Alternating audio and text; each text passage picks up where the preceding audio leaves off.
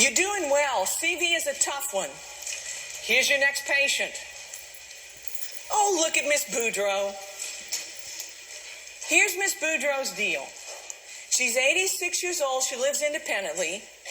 She's very active socially, and she exercises 3 days a week. She's here today for a routine follow-up visit. She was last seen 4 months ago. Her blood pressure over the last several years has been 120 to 130 over 60 to 70. Heart rate's been about 70 to 80. Today, her blood pressure is 148 over 92, and her heart rate is 92. Okay, wait a minute.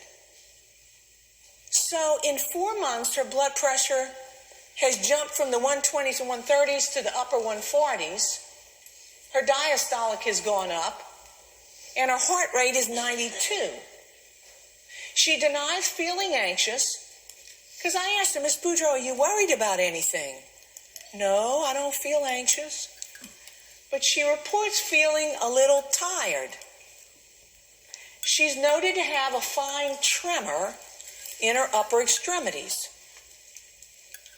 She's got a history of hypertension, osteopenia, hyperlipidemia, GERD, hypothyroidism, and osteoarthritis. She's been stable for several years on the following meds. She's on rosuvastatin, 5 of amlodipine, 81 milligrams of aspirin, omeprazole, 50 of levothyroxine, and she takes naproxen PRN. Here are today's fasting labs. BUN and creatinine are hanging in there. GFR is 60. That's really good for an 88-year-old, 86-year-old. Potassium is good. TSH is 0.1. Okay, now hold on. The bottom for this TSH, the low value of this TSH for this lab is 0.5. So she's sitting on a 0.1. On exam, her heart rate is 92 and irregular, and her single lead EKG is below. Well, you don't have to be an EKG guru to look at that and know that it is atrial fib. So yeah, it's atrial fib, circle number 4. Okay, so poor Miss Boudreau. Her blood pressure's up. Her heart rate is up. She's in atrial fib and she says she's feeling tired. The question says, what might be the cause of this? And it's a select all that apply. Well, I want you to circle number 1, advanced stage, because the older you are, the more likely it is you have atrial fib.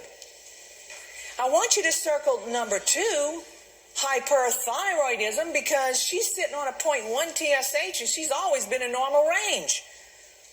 Number 3 says, could it be caused by valvular heart disease? And the answer's for sure. So circle that one. Number 4 says, could it be chronic kidney disease? Yeah, that increases your risk of atrial fib, believe it or not. Number 5 says family history. Well, your family history increases your risk of whatever your family has. You know, the apple doesn't fall far from the tree, so there you go. Hypertension increases the risk of atrial fib, and so does obstructive sleep apnea. So all of them can increase her risk. So she's got a lot of reason that she could be in atrial fib. Let's look at the next question. It says, what interventions should you, her PCP, consider right now? And it's the select all that apply. So number 1 says decrease her levothyroxine to 25 mics daily. I'm thinking that's a really good idea. She's on 50 mics. Let's bump it down to 25 and see what's going on. Number 2 says increase her amlodipine to 10. No, don't do that. Don't do that. Listen, if we drop her levothyroxine down to 25, what do you think is going to happen to her blood pressure? It's going to drop, right? It's going to decrease. You don't ever want to make more than one change at a time in an older adult. Remember, go very, very slow. I don't want you to feel like this is an emergency, because it's not. In an older adult, it means you need to do something. But I want you to be deliberate, and I want you to be slow, and I want you to have a well thought out move. So don't increase your amlodipine. Would we consider hospitalization? The answer is no. We typically consider hospitalization if the patient is unstable. I mean, she came here today and she's not short of breath. She's not having chest pain. She's tired. So I wouldn't consider hospitalization. What about anticoagulation? I would. Do you know of an evidence-based tool that might let you know that it would be safe to start an anticoagulant in her? Does anybody know what it is? It's called the CHADS. The CHADS score. If you were going to start an oral anticoagulant, CHADS, and you can look it up, but anyway, that would certainly be something you'd consider. Anticoagulation, circle number 4. Would you want a cardioverter now? We don't know how long she's been in atrial fib. If she's been in atrial fib and she's got low emboli sitting in the atria, and we cardiovert her and she goes into a normal sinus rhythm, do you see the problem? Microemboli, shower, increase the risk of a stroke. We're not doing that. Number 6 says initiate metoprolol. Well, if you did, what would you expect her heart rate to do? Decrease, and that might help her. You could consider it. I would consider circling it because it's what could you consider? Number 7 says initiate diltiazem. What is that? Diltiazem is a calcium channel blocker. It's one that slows down heart rate. That's a consideration. Circle that one. Number 8 says refer to cardiology. I'm ready to do it. How about y'all? Yeah, so there are a lot of interventions that you could initiate with this lady, but what's the take-home point? The take-home point is don't increase her blood pressure medicine, and the other take-home point is cardioversion right now could precipitate a stroke, so we don't want to do that either. The others are typically fair game. Y'all got it? All right. So we're going to send her over to cardiology and let them deal with her. All right. 12 months later. Well, I'm happy to report Miss Boudreau is still around 12 months later. If Miss Boudreau were to develop heart failure, which medications would be most beneficial to discontinue? All right, so heart failure. It's a select all that apply. Heart failure. Look at number 1. It says amlodipine. That's a calcium channel blocker. Do we want that in a patient with heart failure? No. Why don't we, Amelie? Because, listen, when you put a patient on a calcium channel blocker, it blocks the movement of calcium ions into muscle cells. And you know it causes muscle cells to contract forcefully? Calcium. So if a patient's got heart failure, and we know the heart is a muscle, and calcium can't get into the heart's muscle cells, it won't contract as forcefully. It's going to make a heart failure worse. So what would be considered discontinuing? Number 1, amlodipine. Look at number 2. It says naproxen. Naproxen belongs to what class of medications? An NSAID. Do you ever want an NSAID in a heart failure patient? Never. Why not? Why not? Because NSAIDs cause you to hold on to sodium. And everywhere sodium goes, water goes. And that extra water that's on board increases the workload of a failing heart. So we don't want an NSAID ever in a heart failure patient. Look at number 3. It says levothyroxine. Heck, levothyroxine will probably help it function better. Don't circle that one. Rosuvastatin is not going to be a problem in this patient. Neither will number 5 aspirin, and neither will number 6 omeprazole. So the 2 meds you need to have a heads up about would be amlodipine and naproxen. Everybody got it? All right. So listen, we've been around together for more than a day. I feel like you're my new best friend. You might be sitting there having this thought. Hey, Amelie, there's no way I'm taking care of this patient. I'm sending this patient straight to cardiology. It's perfectly okay if that's the way you feel. But in primary care, you have a huge role in taking care of heart failure patients. You have a huge role. There are so many patients with heart failure, you got to be on your game. So what is it you have to do? Well, the very first thing you have to do in primary care is identify the signs and symptoms of heart failure, and the earlier the better. So think about it like this. When you begin to go into heart failure, your body holds on to fluid, right? Where do you put it? The first place you put fluid when you go into heart failure is in this tank right here. This tank right here. Which means that the earliest signs and symptoms of heart failure can be found if you put a stethoscope on the chest. There are going to be changes in the heart and changes in the lungs.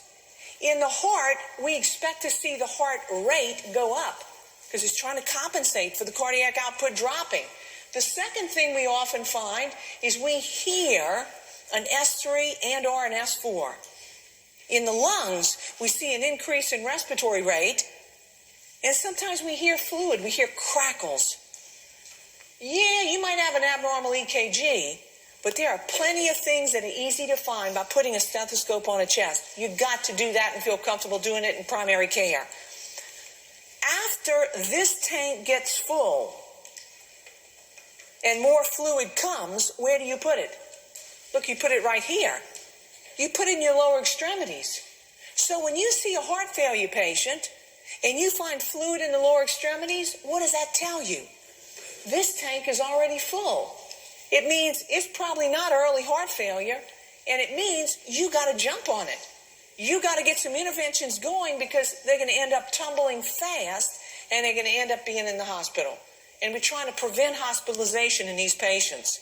So what's your goal? Identify these patients early. The other thing you have to remember is that every single chronic disease that this patient has, if it's out of control, it's going to make the heart failure worse. So osteoarthritis, hypothyroidism, all of their diseases that might be out of control or poorly managed, you got to really tighten up so that it helps their heart failure. Well, what about these EKG rhythms? I don't know in fact, I do not think, because I don't get this feedback from people, that you're going to get a 12 lead on your exam and ask, they're not going to ask you to interpret a 12 lead EKG. But I do think you may see a rhythm strip. And certainly in your clinical practice, you got to know what these rhythms are. I mean, you just do. So here's my best advice to you. I would make darn sure that I knew these 7 rhythms. You see them? I've got a listing for you.